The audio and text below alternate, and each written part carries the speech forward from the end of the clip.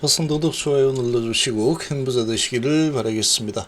자, 5일선과 21선 변곡점의 끝에서 투신 3호 외인이 풀로 들어왔죠. 풀매수가 들어왔습니다. 오늘은 개인이 많이 매도를 하고 나간 그런 수급이 나왔죠. 자, 지금 이 21선을 뚫고 올라서는 그림이 완벽하려고 하면은 이렇게 해야 된다라고 봅니다. 함께 하실 분들은 010-228-8223으로 문의 주시기 바랍니다. 자, 지금 HLB 보시면 자, 이렇게 5일선을 타고 쭉 치고 올라가는 흐름이 좀 나오고 있죠. 자, 5일선을 깨지 않으면 이 추세는 계속 살아있는 추세다. 이렇게 좀 그냥 보셔도 됩니다. 단기적인 추세는 계속 살아있는 추세로 가고 있다. 이렇게 일단 보시면 되고, 오늘의 수급이 상당히 좋은 편이죠. 외국인이 36,000주 정도 매수가 들어왔고, 기관도 7,500주 매수가 들어왔죠. 금투가 18,000주 나왔지만 사모펀드가 11,000주, 투신이 8,300주, 보험도 6,500주 들어와 줬습니다. 자, 이렇게 기관도 들어오고 외인도 들어오면서 개인이 44,000주 정도 매도로 잡히면서 마감이 되었다. 자, 이렇게 이제 마무리가 좀 되었는데, 자, 일단 수급적인 측면에서는 상당히 양호하고 좋은 수급을 잘 만들었다. 이렇게 좀 보시면 될 것 같습니다. 자, 이제 21선을 뚫어내느냐, 뚫어내지 못하느냐, 요 사이에 이제 딱 갇혀 있는 그런 모습이죠. 자, 이 차트로 보면은 5일선과 21선 사이에서 딱 갇혀있는 이런 모양새를 보이고 있는데, 자, 지금 거래량은 그렇게 크지 않게 아주 적은 거래량으로 지금 눈치를 살살 보는 듯한 움직임이 지금 이렇게 나타나고 있습니다. 이렇게 나타나고 있는데, 자, 21선을 제대로 뚫어내려고 하면은 이런 그림이 좀 나와주면 됩니다. 이런 그림이 좀 나와주면은 될 거다.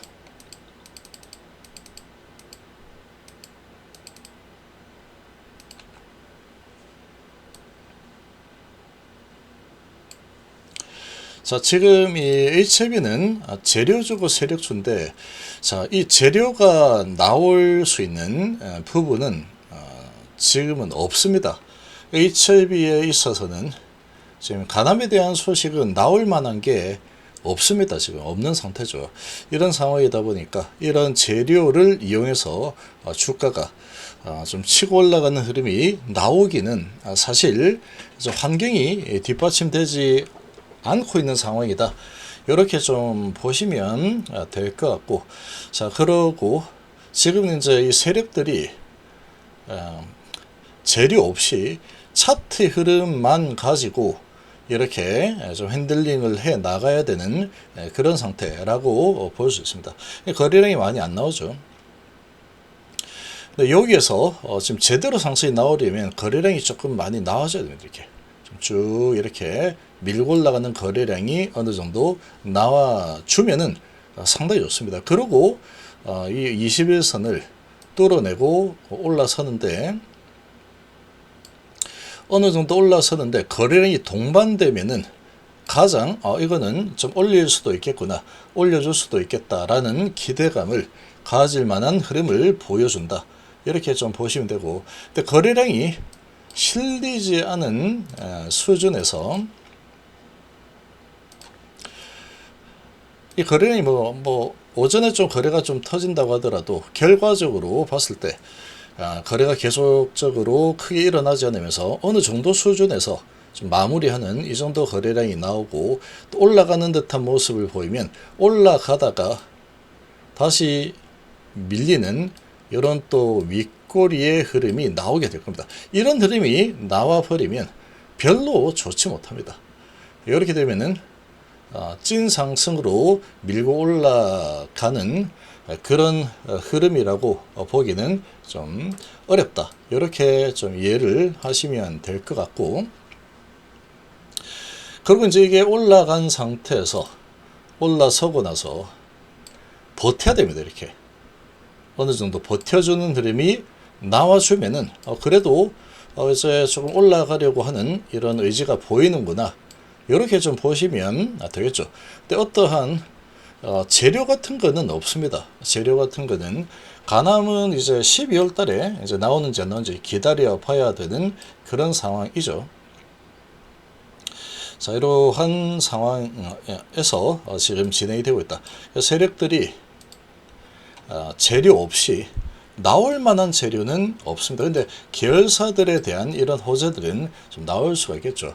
그런 호재들을 가지고 이렇게 주가를 좀 이렇게 움직일 수는 있지 않을까, 이렇게 예상이 좀 되는데, 자, 여기에서 일단 중요한 거는 이렇게 좀 보시는 게 좋습니다.